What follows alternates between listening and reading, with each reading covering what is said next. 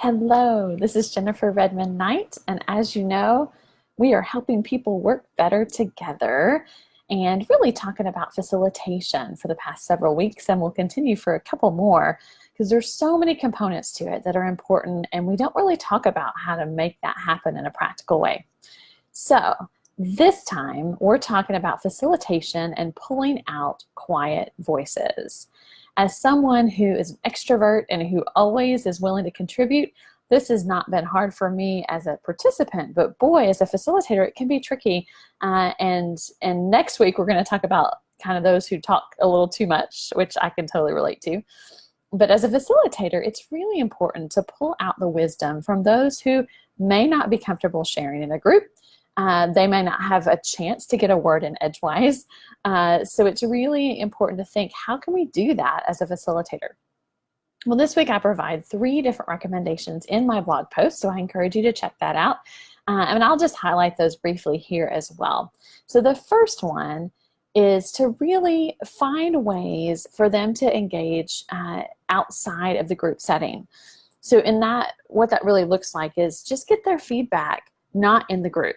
Not when everybody else is talking, and really kind of find out some more information there. The second piece is to really find a one-on-one opportunity to hear from them. And so this kind of relates to the feedback outside the group. But once you've kind of said, okay, we're going to have some time to think about what we're doing, then get that one-on-one time.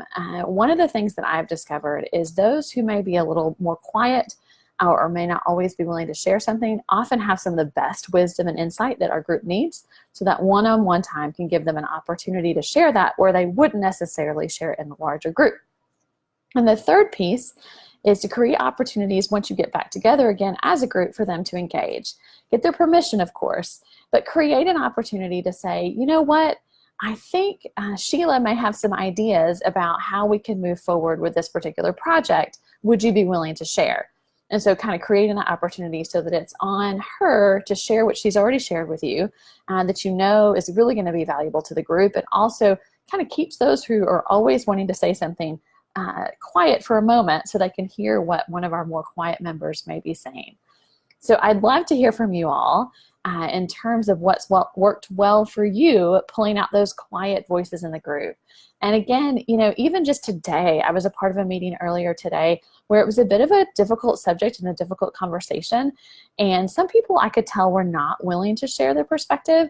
And the chair decided, you know what, we're going to vote on this, but we're not going to do it in person. We're going to do it in a paper email format to give people who were less comfortable perhaps sharing their opinion an opportunity to both share their opinion and to vote on the situation. So again, pull out those quiet voices. It's super important. They've got tons of wisdom, and it's a little trickier to do. I know you guys can do it, and if you have other ideas, like I said, please comment here.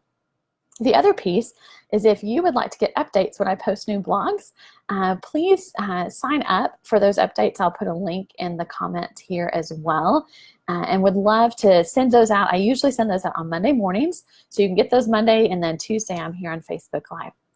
Have a wonderful rest of your Tuesday, and listen to those quiet voices and figure out how to hear from them in your group. Take care. Have a great day. Bye.